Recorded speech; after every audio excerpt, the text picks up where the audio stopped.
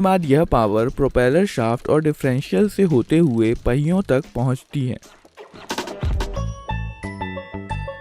Clutch flywheel और gear box के बीच में लगा होता है और जब भी क्लच पैडल दबाया जाता है यह इंजन को गियर बॉक्स से डिस्कनेक्ट कर देता है और इसलिए पावर गियर बॉक्स तक नहीं पहुंचती है। अब गियर्स आसानी से बदले जा सकते हैं क्योंकि इस अवस्था में गियर्स फ्रीली घूम रहे होते हैं और गियर्स पर कोई फोर्स नहीं लग रहा होता है। एक क्लच में एक फ्लाईव्हील होता है जो सीधे क्रैंकशाफ्ट पर लगा होता है और इसलिए जब इंजन चल रहा होगा तब फ्लाईव्हील भी घूमेगा। इसके बाद एक क्लच प्लेट होती है जो कि स्टील से बनी होती है और इसके दोनों तरफ फ्रिक्शन मटेरियल लगा होता है।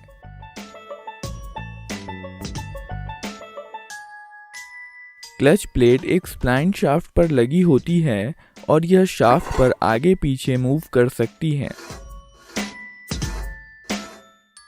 यह स्प्लाइन शाफ्ट गियर बॉक्स का इनपुट शाफ्ट होता है और जब तक क्लच को डिसएंगेज नहीं कर दिया जाता है यह गियर बॉक्स को पावर ट्रांसमिट करता रहता है। मान लीजिए इंजन चल रहा है और इसलिए फ्लाईव्हील भी घूम रहा है। अब अगर क्लच प्लेट को थोड़ा एक्सियल फोर्स लगाकर फ्लाईव्हील के कांटेक्ट में लाया जाए तो इन दोनों के बीच फ्रिक्शनल फोर्स लगना शुरू हो जाएगा और क्लच प्लेट घूमने लगेगी। जैसे जैसे एक्सियल फोर्स बढ़ता है वैसे वैसे फ्रिक्शनल फोर्स भी बढ़ने लगता है और धीरे धीरे क्लच प्लेट और फ्लाईव्हील एक ही स्पीड से घूमने लगते हैं।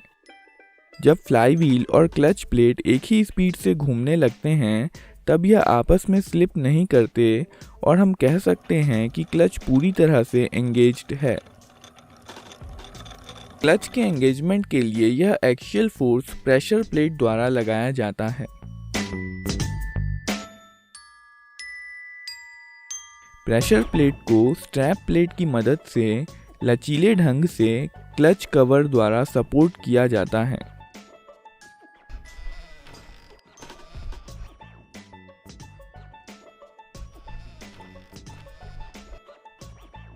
प्रेशर प्लेट पीछे की तरफ से रिट्रैक्टर क्लिप की मदद से डायफ्राम स्प्रिंग के बाहरी किनारों से जुड़ी होती है।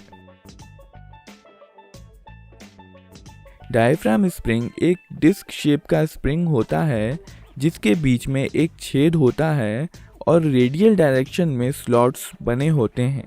डायफ्राम स्प्रिंग का मोशन इसके दोनों तरफ लगे दो वायर रिंग्स के द्वारा फिक्स किया जाता है। यह वायर रिंग्स स्प्रिंग के बाहरी किनारे से थोड़ी ही दूरी पर लगे होते हैं और एक फलक्रम की तरह काम करते हैं। इसलिए जब स्प्रिंग के सेंटर में एक्सियल फोर्स लगाया जाता है तो इसके बाहरी किनारे विपरीत दिशा में चले जाते हैं और जब फोर्स हटा दिया जाता है तो स्प्रिंग वापस पहले वाली स्थिति में चला जाता है।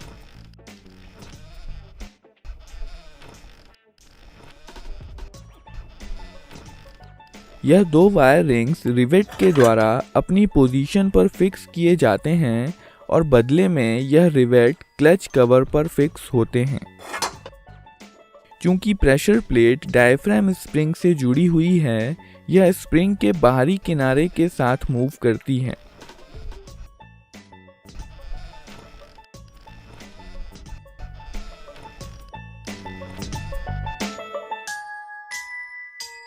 इस प्रेशर प्लेट, डायफ्राम स्प्रिंग और कवर की असेंबली को प्रेशर प्लेट असेंबली कहते हैं और ये फ्लाईव्हील से बोल्ट्स के द्वारा जुड़ी होती है। इसलिए फ्लाईव्हील और प्रेशर प्लेट असेंबली एक यूनिट की तरह काम करते हैं और एक ही स्पीड से घूमते हैं। फ्री कंडीशन में डायफ्राम स्प्रिंग कोन शेप का होता है,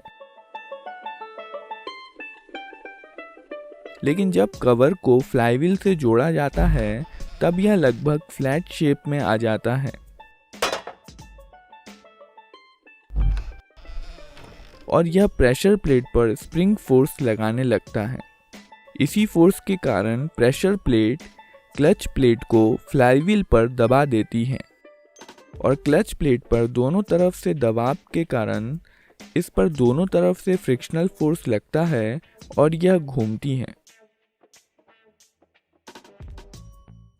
जब क्लच पैडल दबाया जाता है, एक क्लच बियरिंग डायफ्राम स्प्रिंग के सेंटर को अंदर की तरफ धकेलती है। इसकी वजह से स्प्रिंग का बाहरी किनारा और इसलिए प्रेशर प्लेट बाहर की तरफ मूव करते हैं। इसलिए क्लच प्लेट पर से दबाव हट जाता है और यह फ्लाईव्हील से अलग हो जाती है। इसलिए अब क्लच प्लेट से कोई पावर ट्रांसमिट नहीं हो रही है और इंजन ट्रांसमिशन से अलग हो गया है। जब क्लच पैडल को रिलीज कर दिया जाता है तो क्लच प्लेट फ्लाईव्हील से वापस जुड़ जाती है और एक बार फिर से क्लच से पावर ट्रांसमिट होने लग जाती है। इंजन में फ्लक्चुएशन, अचानक से क्लच एंगेजमेंट या दूसरे किसी झटके का ट्रांसमिशन पर असर कम करने के लिए क्लच प्लेट में टॉर्शनल स्प्रिंग दी जाती हैं। गियर बॉक्स का इनपुट शाफ्ट स्प्लाइंड हब से जुड़ा होता है। वहीं रिटेनर प्लेट्स क्लच प्लेट पर फिक्स होती हैं। हब इन दोनों रिटेनर प्लेट्स के बीच में लगाया जाता है और कुछ हद तक घूम सकता है। टॉर्शनल स्प्रिंग को लगाने के लिए स्लॉट्स दिए जाते हैं। इस प्रकार जब क्लच एंगेज होता है तो क्लच प्लेट के घूमने के कारण पहले स्प्रिंग्स हब पर कंप्रेस होती हैं और फिर यह हब पर फोर्स लगाने लगती हैं, जिसके कारण हब घूमता है।